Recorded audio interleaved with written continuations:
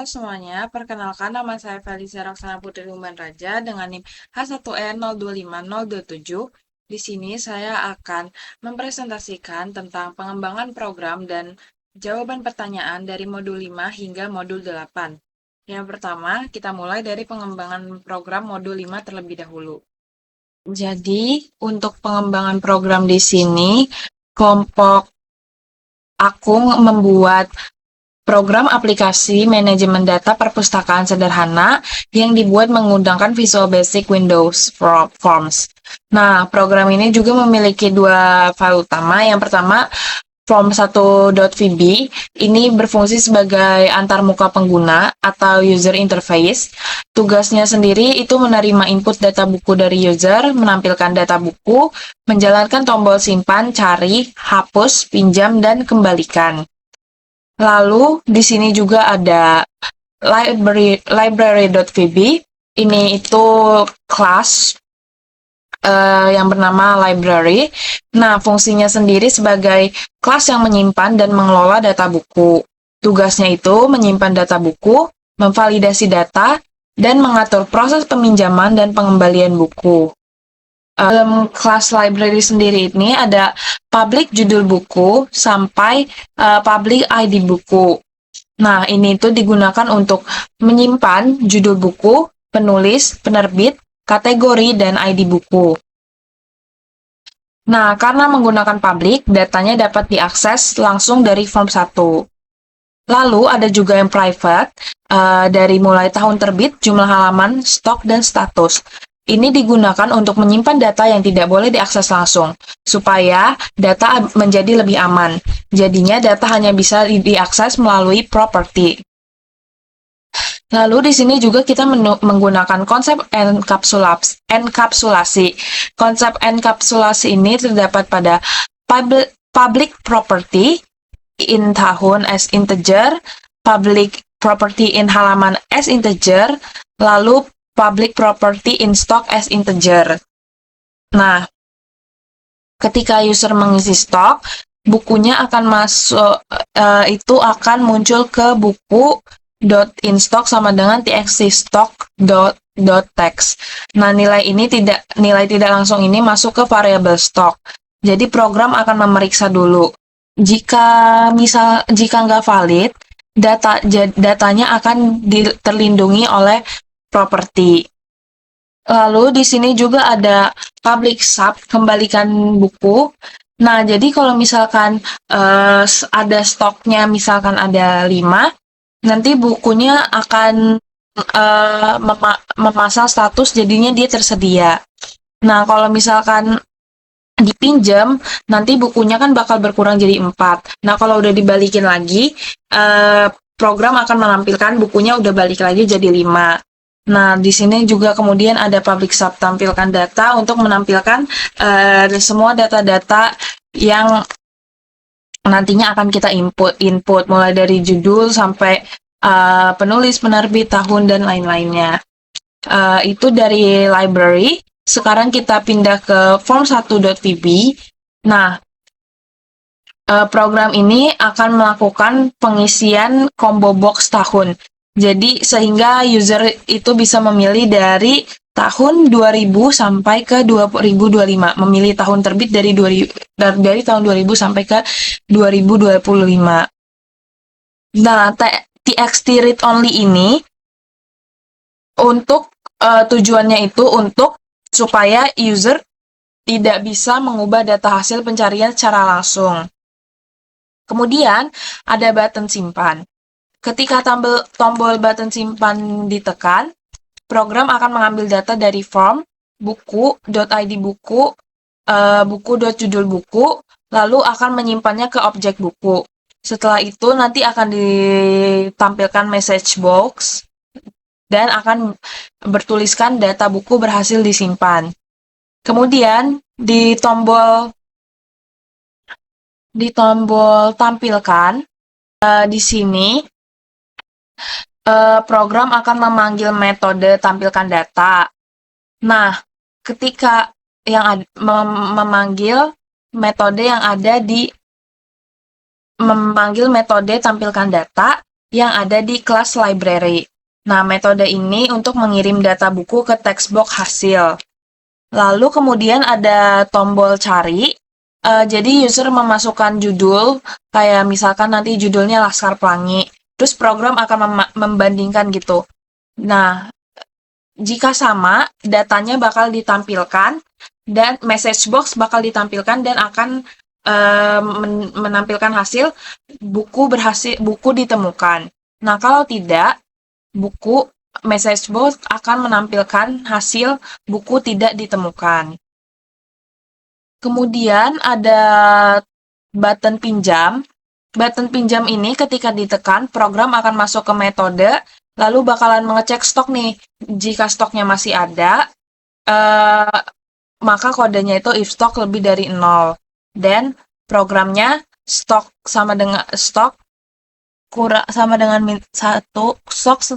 berkurang 1, berarti statusnya dipinjam. Lalu kemudian ada tombol kembalikan. Ketika tombol kembalikan ditekan, program bertambah 1, lalu statusnya berubah menjadi tersedia, yang artinya kalau bukunya udah dikembalikan, stoknya akan bertambah 1, lalu status akan kembali menjadi tersedia. Kemudian ada button ubah. Button ubah di sini itu untuk mengubah data buku yang sudah disimpan. Jadi data lama diganti dengan data baru. Kemudian ada tombol hapus. Nah, ketika tombol hapus ditekan, semua teks box hasil tuh akan dikosongkan. Lalu data dalam objek buku juga bakal dihapus. Nah, setelah dihapus, bakal muncul pesan, data berhasil dihapus. Lalu kita akan coba jalankan programnya. Jadi di sini semisal kita masukin ID bukunya, 9. Lalu kita masukin misalkan judul bukunya Laskar Pelangi. Penulisnya Andrea Hirata. Lalu penerbitnya semisalnya Erlangga.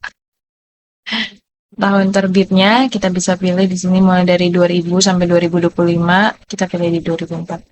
Kategorinya novel.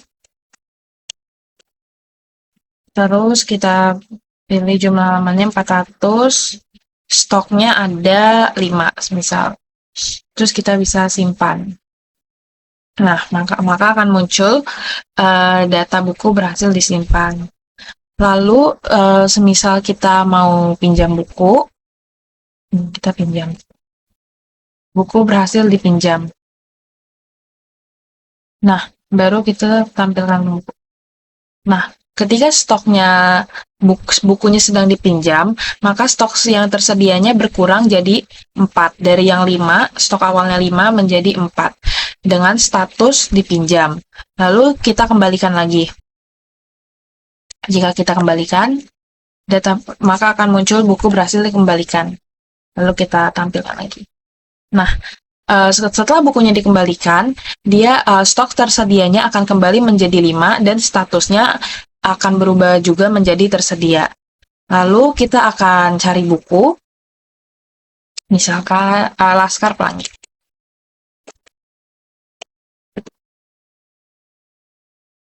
Maka buku ditemukan. Misal kita carinya tidak ada di inputan sebelumnya, seperti misalkan kita cari laut bercerita. Nah, buku tidak ditemukan karena sebelumnya kita tidak memasukkan data buku tersebut. Lalu kita klik bersihkan. Maka bukunya bagian untuk meminjamnya akan dibersihkan. Lalu kalau kita tampil gitu, kita hapus data, maka data yang di sebelah kanan juga terhapus. Seperti itu untuk pengembangan modul 5. Baik, selanjutnya ada Japer untuk modul 5.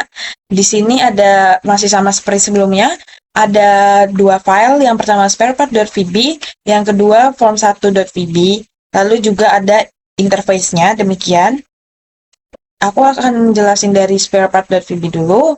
Di sini ada private tanggal, private kode barang, nama pemesan, nama barang, jumlah pesanan, dan total harga.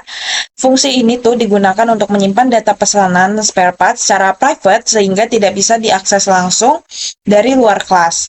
Lalu juga ada property TGL. Di sini itu tanggal ya, as date. Nah, ini itu digunakan untuk menyimpan dan mengambil data tanggal pemesanan. Selanjutnya, ada property kode. Di sini itu digunakan untuk menyimpan dan mengambil kode barang. Lalu ada pemesan. Pemesan di sini digunakan untuk menyimpan dan mengambil nama pemesan. Lalu ada properti barang. Ini juga digunakan untuk menyimpan dan mengambil nama barang. Properti jumlah digunakan untuk menyimpan dan mengambil jumlah pesanan. Lalu properti total untuk menyimpan dan mengambil total harga pesanan.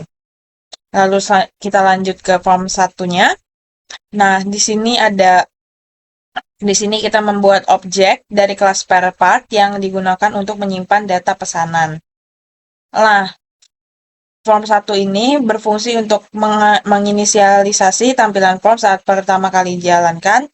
Nah, prosesnya itu yang pertama, menambahkan daftar barang ke combo box, lalu mengatur tampilan data grid view agar lebih rapi di sini. Yang kedua, ada private sub button process. Nah, di sini itu fungsinya untuk menghitung total harga pesanan. Proses yang kita lakukan itu mengambil jumlah pesanan, terus mengecek apakah jumlah minimal 25 unit. Jadi di sini harus pesanannya minimal 25 unit. Kalau nggak 25 unit, nanti dia kayak akan menampilkan message box, pesanan minimal 25 unit gitu. Lalu menentukan harga berdasarkan barang yang dipilih, terus menghitung total harganya, lalu memberikan diskon 5% jika jumlah pesanan lebih dari 100 unit. Setelah itu dia akan menampilkan total harga.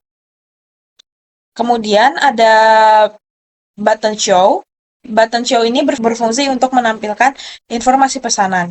Prosesnya itu memastikan semua datanya sudah diproses, lalu menyimpan data ke objek SP, lalu menampilkan detail pesanan menggunakan message box yang ini. Kemudian ada button view. Button view ini berfungsi untuk menampilkan data pesanan ke dalam data grid view. Nah, data yang ditampilkan itu ada tanggal, nama barang, kode barang, nama pemesan, jumlah pesanan, dan total harga. Yang terakhir ada button finish. Button finish ini berfungsi untuk menutup aplikasinya. Cukup penjelasan dari codingannya, kita bisa mulai start. Nah, di sini ada tanggal pemesanan, ini kita bisa sesuaikan mau kapan pesannya. Kemudian ada nama barang, kita bisa tinggal pilih mau yang mana, misal kaca jendela, kode barang, KCJ, nama pemesan, kita masukin juga. Jumlah pemesanan, kita coba 20, kita proses. Nah, karena tadi pesanan minimal 25 unit, kalau bukan pesanan minimal 25 unit, message box-nya akan menampilkan seperti ini. Udah, kita ganti jadi 30. Nah, karena 30 sudah lebih dari 25, maka saat kita klik tombol proses, total harganya langsung muncul. Nah, ini seharga $4.200. Kita show info. Nah, akan ditampilkan lagi seperti ini, tanggal, nama barang, kode barang, nama pemesan, jumlah pesanan, total harga. Oke, lalu kita tampilkan data view.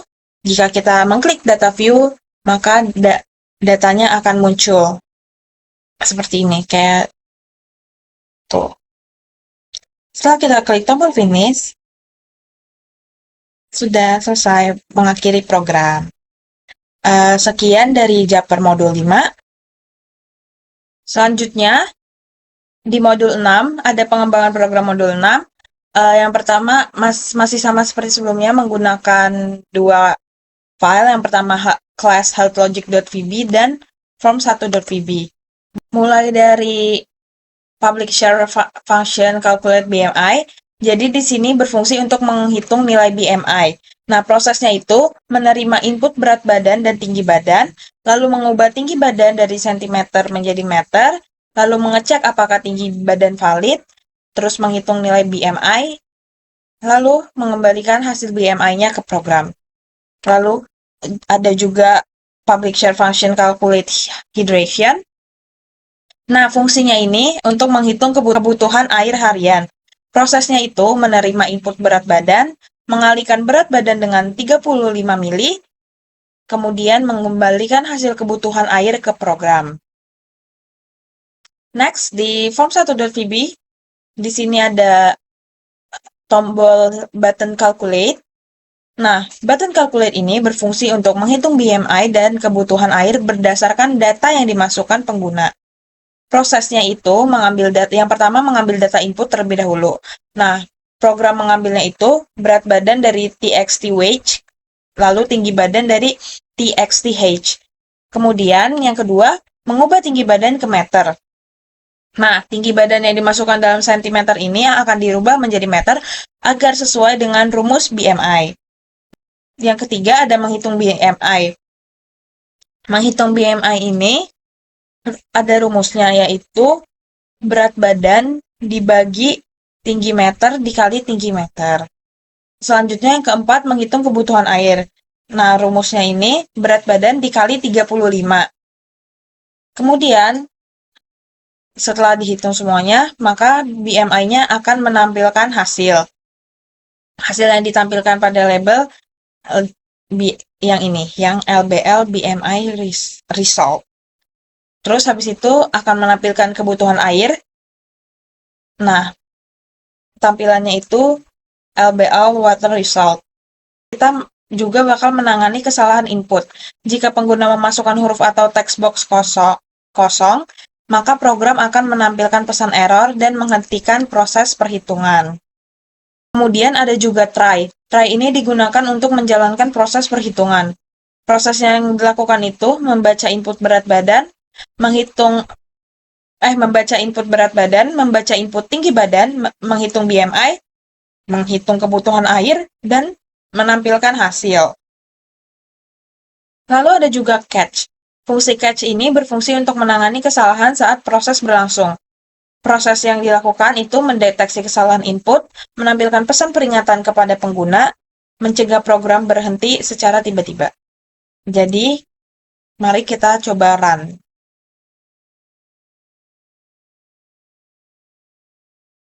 Semisal wage-nya 60. Height-nya kita masukin 165. Nah, kita klik hitung sekarang. Nah, hasilnya akan muncul nih. Yang pertama, BMI Anda 22,4, target air 2100 mili. Gimana kalau kita masukinnya bukan angka, huruf?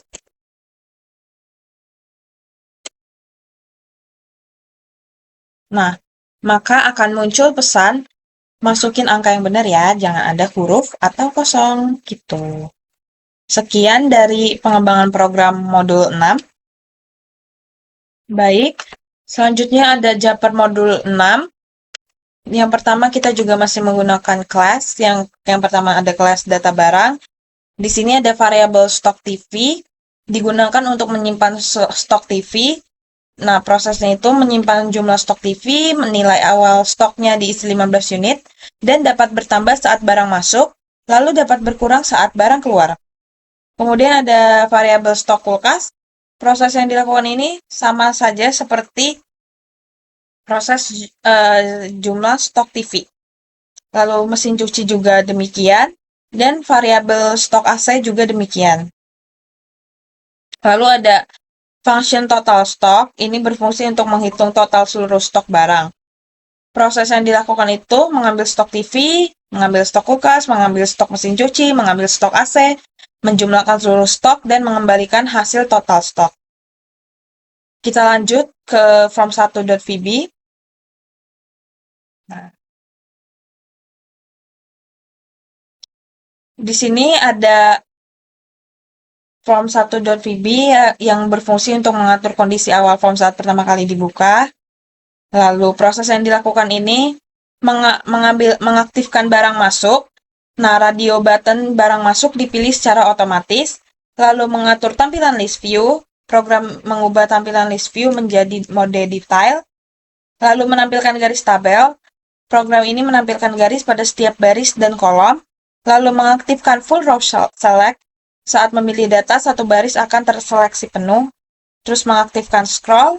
List view dapat digeser jika datanya banyak. Dan mengatur lebar kolom. Program ini mengatur ukuran masing-masing kolom agar data terlihat rapi.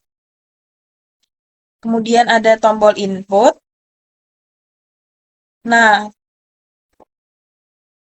button input. Kemudian ada button input. Button input ini berfungsi untuk mencatat transaksi barang yang masuk maupun barang yang keluar. Proses yang dilakukan ini mengambil data input, program mengambil jumlah barang dari txt jumlah produk, dan jenis barang dari CMB jenis produk.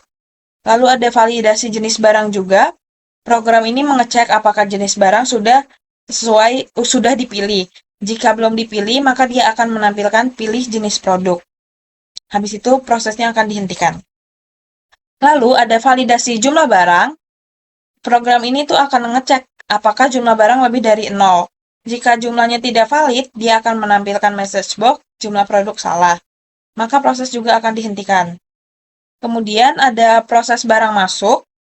Nah, jika radio button barang masuk dipilih, maka program akan menunjukkan keterangan masuk. Lalu jika menambahkan stok barang, program akan menambahkan select cache product untuk menentukan jenis barang. Lalu ada proses barang keluar. Jika radio button barang keluar dipilih, maka program akan keluar. Nah, untuk mengecek ketersediaan stok, ini tuh pakai kode yang ini. If jumlah lebih dari data barang .stock kulkas segala dan barang-barang lainnya, maka program ini tuh untuk memastikan stoknya mencukupi apa enggak. Jika stoknya kurang, maka akan menampilkan stok kulkas tidak cukup, stok TV tidak cukup, stok mesin cuci tidak cukup, stok AC tidak cukup, seperti itu. Maka proses akan dihentikan. Kemudian, untuk mengurangi stok, jika stoknya mencukupi, dia akan pakai kode yang ini. Tuh, data barang, stok mesin cuci, stok AC, segala macam. Nah, maka stok akan berkurang sesuai jumlah yang keluar. Kemudian ada membuat data baru pada list view. Program ini untuk membuat baris baru. Lalu menambahkan informasi ke list view. Nanti data yang ditampilkan itu ada tanggal transaksi, nama produk, jumlah produk, keterangan masuk atau keluar, stok aktual, dan total stok keseluruhan. Kemudian akan menampilkan data ke list view. Program menambahkan data ke tabel menggunakan list view.items.add dalam kurung buka kurung item yang ini. Untuk membersihkan input, setelah datanya berhasil disimpan, dia akan mengosongkan text box pakai txt jumlah produk yang ini.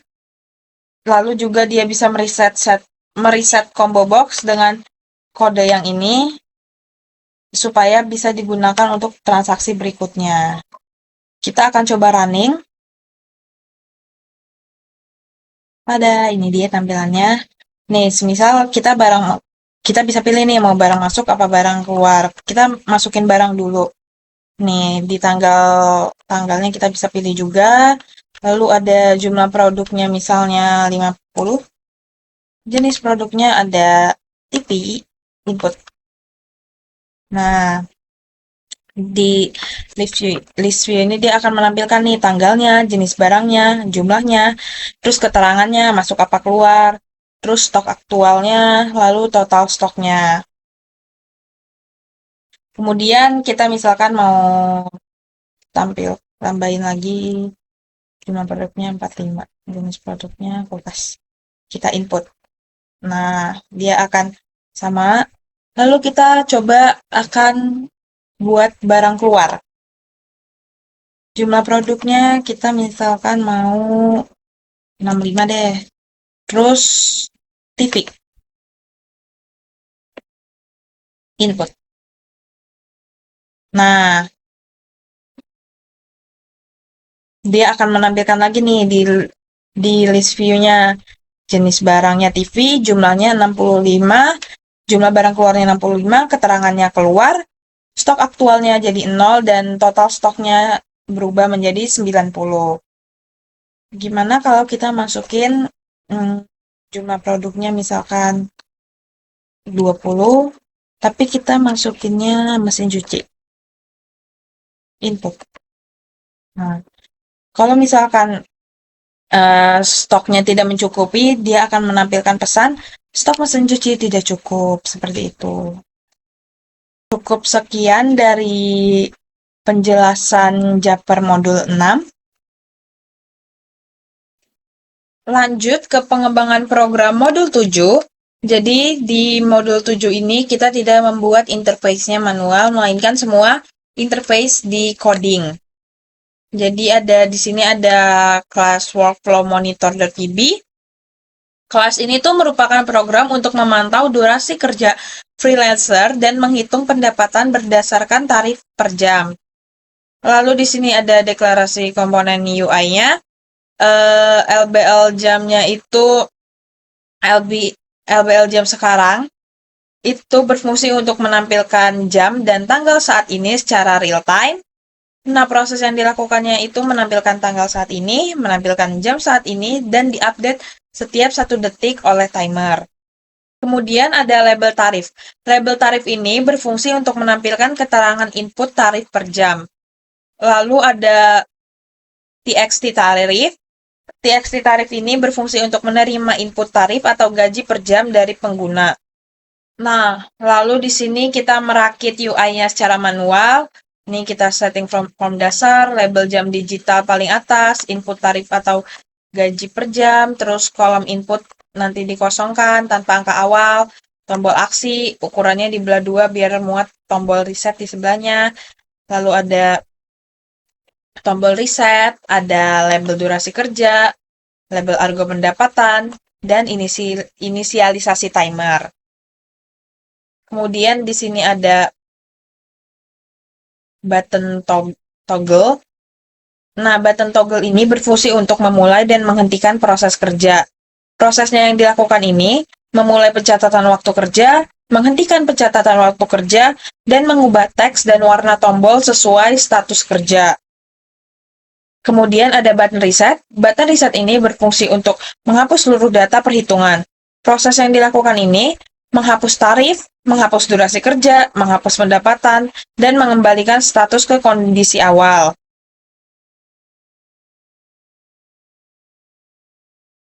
Kemudian ada LBL durasi. Di sini itu berfungsi untuk menampilkan lama waktu kerja. Prosesnya itu menampilkan durasi kerja dalam format jam, menit, dan detik. Ini juga diupdate setiap detik saat bekerja. Lalu ada LBL uang. Di sini untuk menampilkan total pendapatan. Kemudian ada mesin waktu. Mesin waktu ini berfungsi sebagai timer yang berjalan setiap 1 detik. Proses yang dilakukan itu mengupdate jam digital, menghitung durasi kerja, dan menghitung pendapatan. Kemudian kita coba scroll lagi ke atas. Di sini ada variabel logika bisnis. Nah, waktu mulai ini berfungsi untuk menyimpan waktu saat pengguna mulai bekerja. Prosesnya itu menyimpan jam mulai kerja dan digunakan untuk menghitung durasi kerja. Lalu di sini ada lagi kerja. Lagi kerja ini berfungsi untuk menyimpan status kerja. Prosesnya yang dilakukan bernilai false saat belum bekerja dan bernilai true saat sedang bekerja. Dan ini digunakan untuk menentukan apakah timer perlu menghitung pendapatan. Di sini juga ada konstruktor utama. Nah, subnode ini berfungsi sebagai konstruktor yang dijalankan saat form pertama kali dibuat. Proses yang dilakukan memanggil konstruktor bawaan form, memanggil prosedur bikin tampilan UI, dan menampilkan seluruh komponen pada form. Kemudian, kita juga jangan lupa klik project dan pada tampilan seperti ini, kita ganti startup formnya jadi workflow monitor. Oke, kita akan coba running. Baik, di sini misalnya gaji per jam 10.000 deh. Mulai kerja. Nah, jadi di sini dia pendapatannya akan dihitung setiap detiknya. Di sini juga durasinya akan berjalan tuh setiap detik, pendapatannya juga akan berjalan. Nah, di sini juga ada kayak ada jam saat ini 14 Juni 2026 misal di jam 13 lewat 3 menit 14 detik. Tuh, durasinya juga akan menghitung, pendapatannya juga akan terhitung setiap detiknya. Saat kita klik berhenti, maka dia akan berhenti, semuanya akan berhenti, ininya tapi tetap jalan waktu saat ininya. Lalu kita lanjut kerja, dia akan kembali menghitung dari awal lagi. Lalu kita reset. Nah, saat kita mereset akan balik lagi ke tampilan awal. Cukup sekian dari pengembangan program modul 7. Selanjutnya ada Jumper modul 7. Di sini masih sama, kita tidak membuat interface-nya sendiri. Lalu di sini ada kelas pengiriman form. Kelas ini digunakan untuk menghitung biaya pengiriman paket berdasarkan berat, jarak, dan jenis paket yang dipilih. Di sini ada konstruktor berfungsi untuk menjalankan form saat pertama kali dibuka. Proses yang dilakukan memanggil konstruktor bawaan form, memanggil prosedur buat interface, dan menampilkan seluruh komponen pada form. Pertama, prosedur pembuatan tampilan yaitu interface.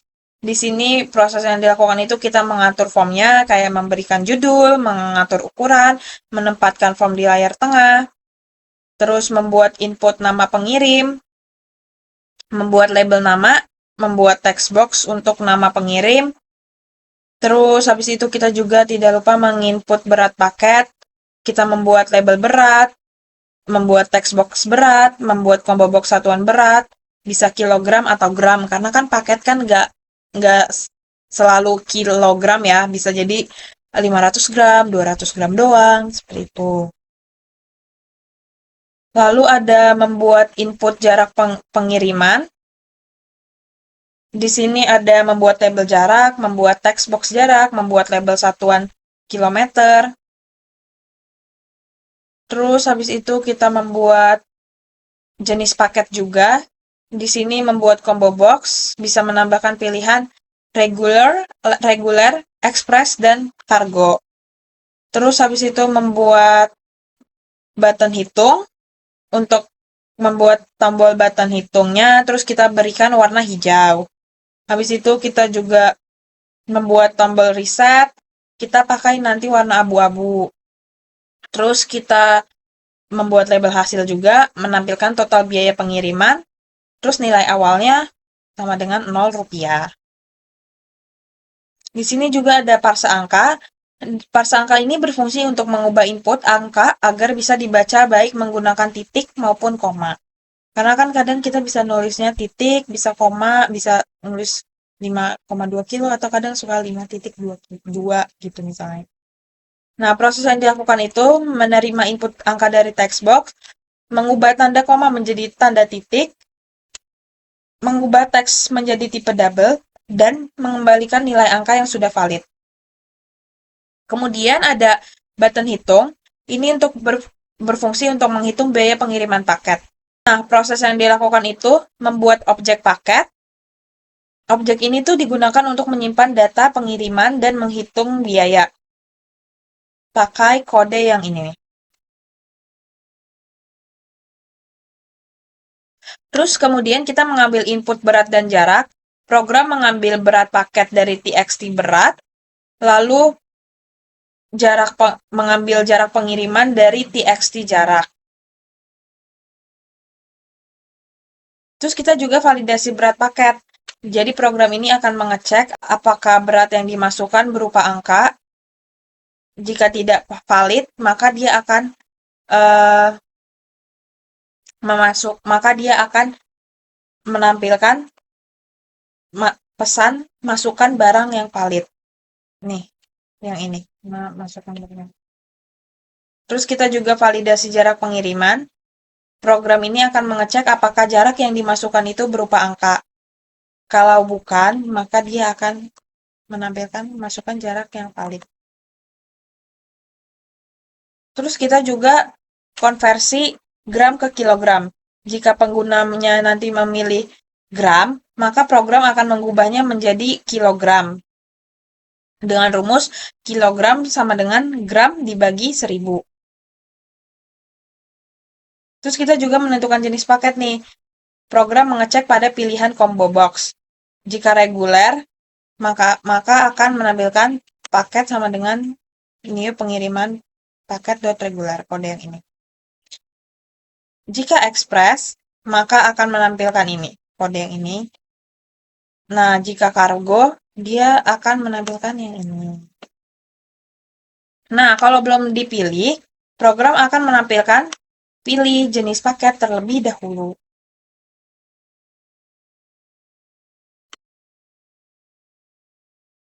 Terus kita juga menyimpan data ke objek paket. Program mengisi properti objek yang ini. Nanti itu data yang dimasukkan berat paket dan jarak pengiriman. Terus kita juga menghitung biaya pengiriman. Program ini akan memanggil metode yang hitung biaya.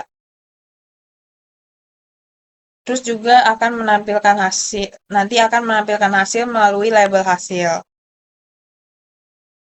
Kemudian ada tombol reset. Nah, tombol reset ini berfungsi untuk menghapus seluruh data input dan hasil perhitungan. Lalu tidak lupa juga kita ubah projectnya jadi pengiriman form yang ini ya. Kita akan coba start.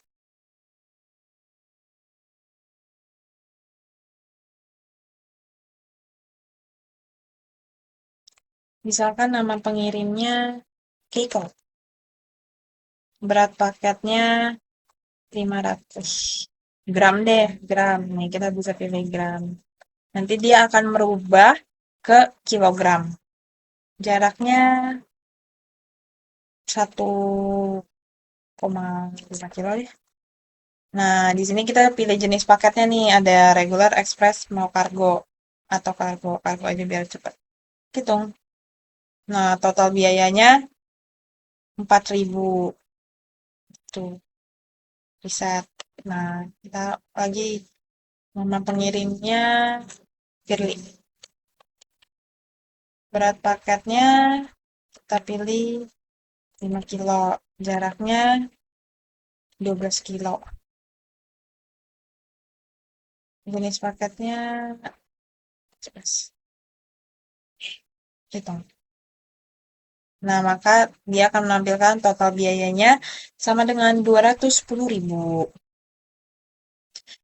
Nah, jadi program ini tuh digunakan untuk menghitung biaya pengiriman paket berdasarkan berat paket, jarak pengiriman, dan jenis layanan yang dipilih. Cukup sekian dari Japer modul 7. Selanjutnya ada pengembangan modul 8. Di sini saya dan kelompok saya memilih membuat program tentang sistem manajemen parkir. Program saya memiliki folder yang bernama parkir. Lalu di parkir ini berfungsi sebagai package, dan di folder ini ada beberapa modul, yaitu data parkir.py, init.py, keluar.py, dan masuk.py. Kita mulai dari data parkir.py dulu. Nah, di sini itu penyimpanan data kendaraan parkir. Di sini saya membuat sebuah dictionary bernama data_kendaraan. Dictionary ini berfungsi sebagai tempat penyimpanan seluruh data kendaraan yang sedang parkir. Nantinya data akan disimpan menggunakan nomor plat sebagai key, sedangkan jenis kendaraan dan jam masuk disimpan sebagai value. Next, ada init.py. Package parkir, file ini digunakan untuk menginisialisasi folder parkir sebagai package sehingga modul di dalamnya dapat diakses menggunakan perintah import. Lalu, ada keluar.py. Di sini fungsi pencatatan kendaraan keluar yaitu from parkir.data parkir ini digunakan untuk mengakses data kendaraan yang tersimpan. Nah, def ini digunakan untuk mencatat kendaraan yang keluar. Lalu plat ini untuk meminta nomor plat kendaraan yang akan keluar. Lalu kode yang ini itu untuk memeriksa apakah nomor plat tersebut terdapat dalam dictionary. Nah, jam keluar ini untuk meminta pengguna memasukkan jam keluar kendaraan. Lalu ada jenis dan jam masuk, itu mengambil data jenis kendaraan dan jam masuk yang telah tersimpan sebelumnya. Terus durasi untuk menghitung lama parkir kendaraan, terus ini untuk menghapus data kendaraan karena kendaraan sudah keluar dari area parkir.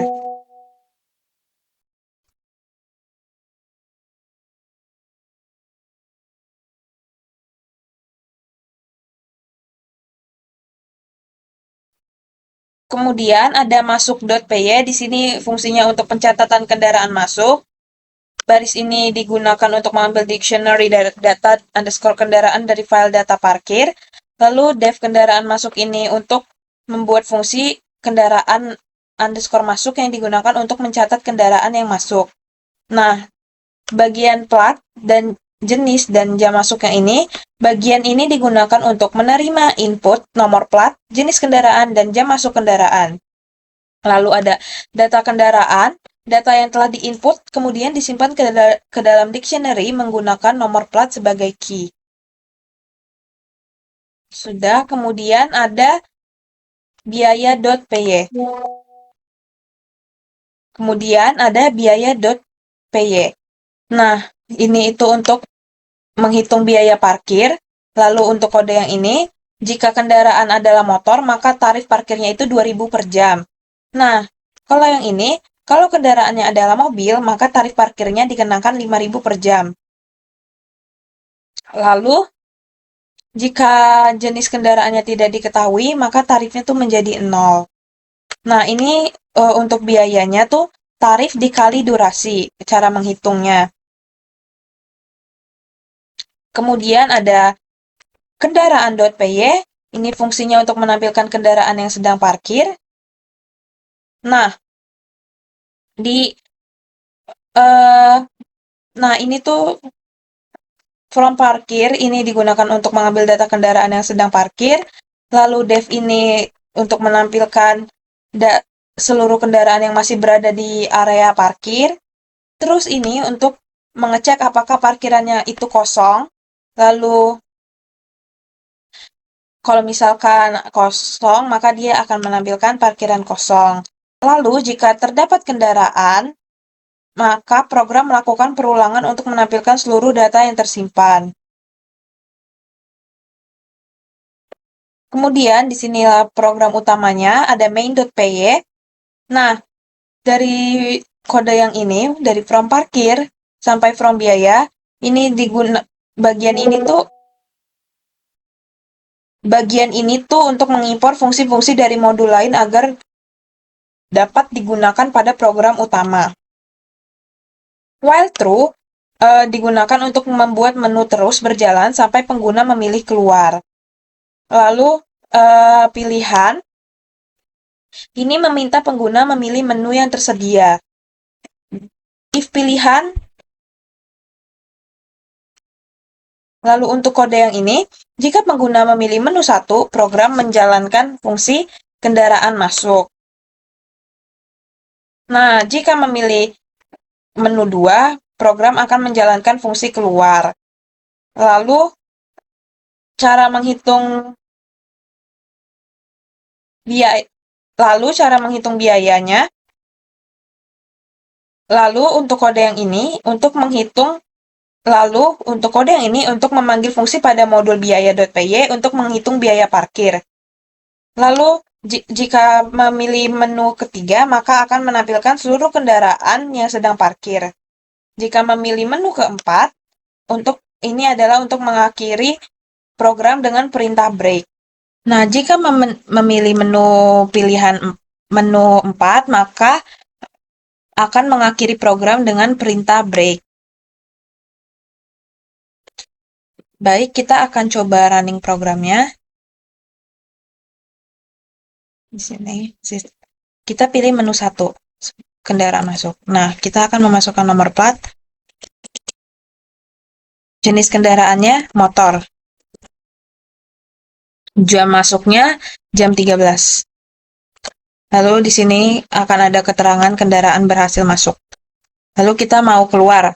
Pilih menu 2, lalu masukkan nomor plat. Lalu jam keluarnya misal 15. Nah, di sini dia akan menampilkan struk parkirnya atau jenis kendaraan motor, durasi parkirnya 2 jam, total biayanya 4.000. Terus kita akan coba lihat nomor 3. Pilih menu 3. Nah, karena tadi kendaraannya sudah keluar, maka saat memilih menu 3 akan menampilkan parkiran kosong. Kita coba lagi pada mobil.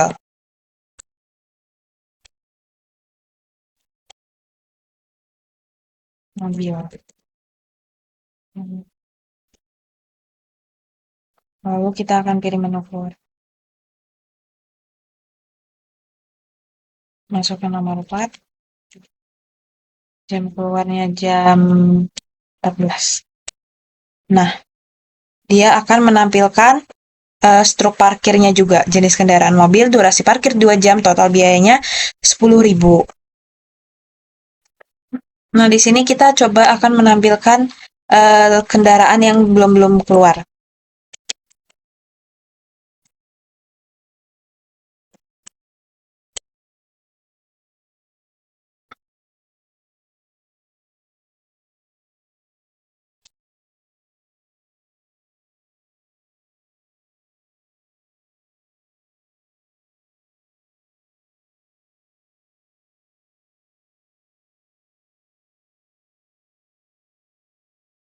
Nah, kita coba klik nomor 3.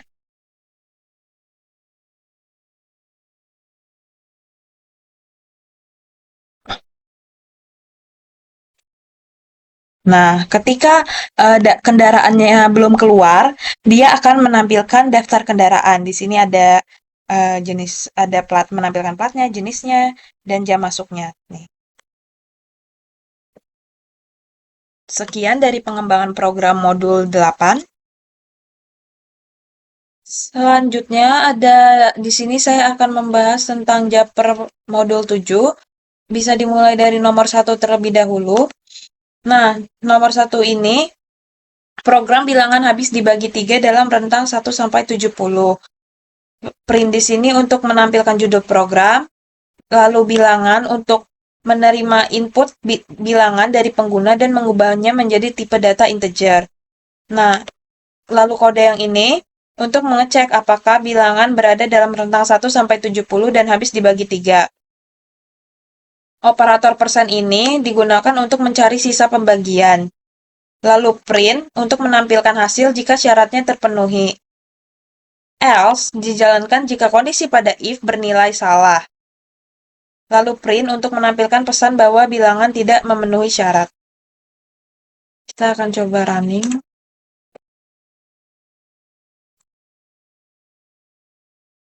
Misal kita memasukkan nilai 7. Nah, maka akan menampilkan keterangan bukan habis dibagi 3 dan berada dalam rentang 1 sampai 70. Lalu kita coba lagi, misal memasukkan angka 21. Nah, dia akan menampilkan dalam rentang 1 sampai 70 dan habis dibagi 3. Selanjutnya kita akan ke Japer nomor 2. Di Japer nomor 2 ini program untuk mengurutkan bilangan. Nah, bilangan 1 sampai 8 ini, yang di sini, itu fungsinya untuk menerima input bilangan berikutnya. Lalu bilangan yang ini untuk menggabungkan seluruh bilangan ke dalam list. Lalu yang sort, ini untuk mengurutkan isi list dari terbesar ke terkecil. Lalu yang ini untuk menampilkan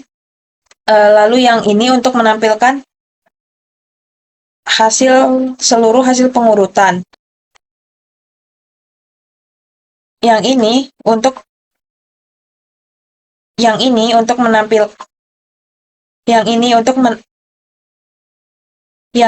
menampilkan elemen indeks ke-1 karena indeks ke-0 adalah angka terbesar.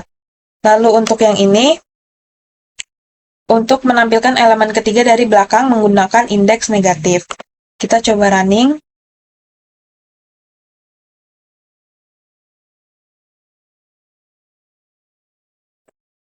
Kita masukkan dulu bilangan pertamanya, bilangan kedua, bilangan ketiga, bilangan keempat, bilangan kelima, bilangan ke-6, bilangan ke-7, bilangan ke-8. Nah, di sini dia akan menampilkan nih angka terbesar kedua. Dia akan menampilkan mulai dari yang paling besar dulu, yang berupa yang di sini. Lalu dia akan menampilkan angka terbesar kedua, yaitu 13. Lalu angka terkecil ketiga dari urutan terbesar, yaitu 6. Sekian untuk Japer nomor 2. Kita lanjut ke Japer nomor 3.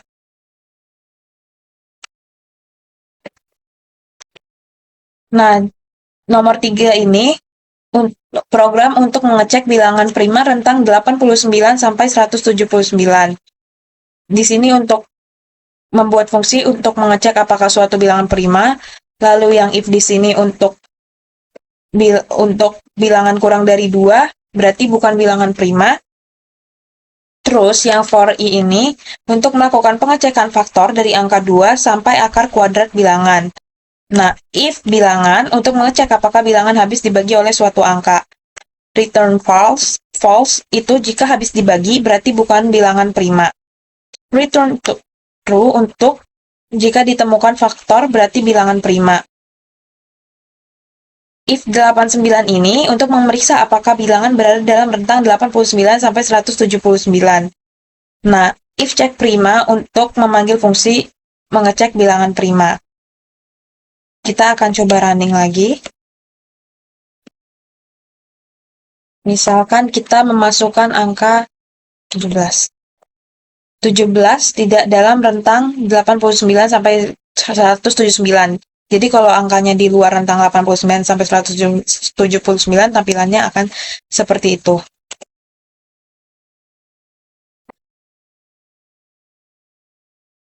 Lalu kita coba lagi, masukkan bilangan 107. Nah, di sini dia menampilkan 107 adalah bilangan prima antara 89 sampai 179. Lalu kita coba lagi masukkan angka lain, yaitu 90. Nah, 90 ini masuk dalam rentang 89 sampai 179, tapi bukan bilangan prima. Lanjut ke Japer nomor 4. Ini itu untuk program bilangan ganjil kelipatan 3 rentang 10 sampai 150. Nah, di sini itu untuk nilai awal perulangan, lalu while di sini untuk perulangan berjalan selama nilai i kurang dari atau sama dengan 150, lalu if di sini untuk mengecek apakah bilangan ganjil dan merupakan kelipatan 3. Nah, print di sini nanti untuk menampilkan bilangan yang memenuhi syarat. Nah, i di sini untuk menampilkan nilai i sebanyak 1 setiap perulangan. Kita coba running.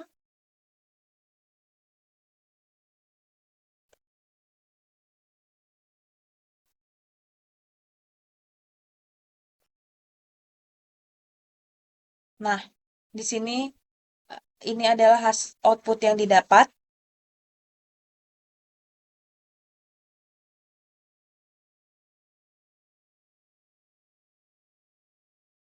Lanjut pada Japer nomor 5. Nah, di sini itu program menghitung volume dan luas permukaan kerucut. Import math ini untuk mengimpor library math untuk menggunakan nilai pi dan akar kuadrat. Lalu def di sini untuk membuat fungsi menghitung volume kerucut. Return jadi 1/3 ini untuk menggunakan rumus volume kerucut. Def luas permukaan untuk membuat fungsi menghitung luas permukaan kerucut. Lalu S sama dengan ini untuk menghitung garis pelukis kerucut menggunakan teorema Pythagoras. Lalu return untuk menghitung luas permukaan kerucut. Lalu R dan T ini untuk menerima input jari-jari dan tinggi. Lalu print untuk memanggil fungsi volume dan menampilkan hasilnya. Lalu print yang terakhir untuk memanggil fungsi luas permukaan dan menampilkan hasilnya. Kita akan coba running. Misalkan jarinya 21, masukkan tingginya 65, lalu akan muncul volume kerucutnya dan luas permukaan kerucutnya. Lanjut kepada Japer nomor 6, program ini untuk menggabungkan input menjadi satu kalimat. Di sini def di sini fungsinya untuk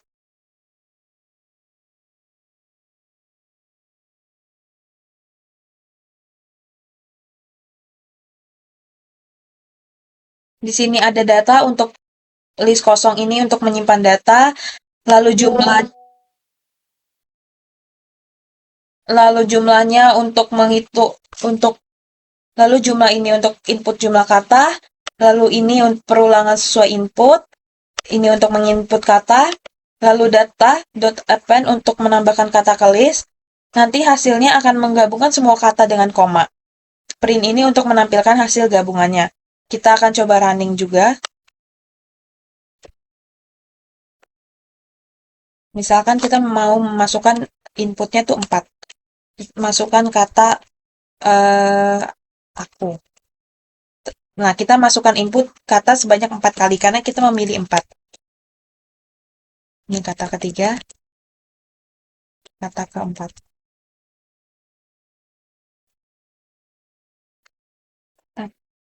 Nah, di sini dia akan menampilkan hasil gabungannya, yaitu aku kangen Bekasi banget. Tapi dan ini tuh sudah kata-katanya digabungkan dengan koma. Nih, aku koma kangen koma Bekasi koma banget. Itulah output dari Japer modul 6. Lalu untuk nomor 7, di sini kita pakai folder juga yang bernama konversi kecepatan. Di sini ada filenya konversi.py. Nah,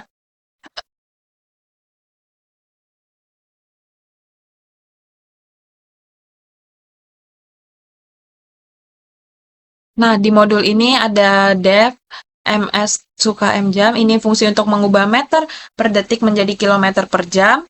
Lalu ini rumus konversi m per s ke kilometer per jam. Lalu def ms to mil jam ini fungsi untuk mengubah meter per detik menjadi mil per jam. Ini rumusnya. Lalu ini untuk mengubah meter per second ke sentimeter per jam. Lalu ini rumusnya.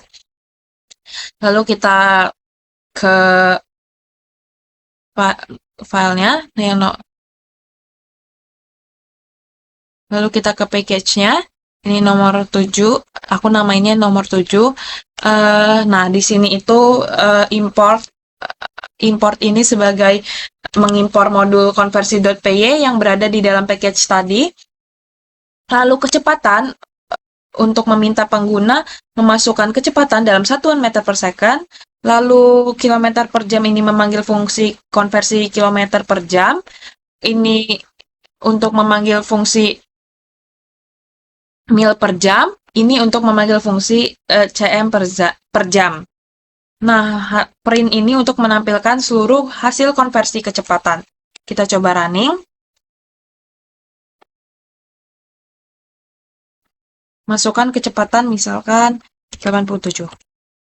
Nah, di sini akan menampilkan versi kilometer per jamnya jadi berapa, mil per jamnya jadi berapa, sentimeter per jamnya jadi berapa. Sekian dari Japer modul 7, Japer nomor 7. Cukup sekian pembahasan yang bisa aku sampaikan tentang pengembangan program dan jawaban pertanyaan mulai dari modul 5 sampai 8. Kurang lebihnya mohon maaf. Terima kasih.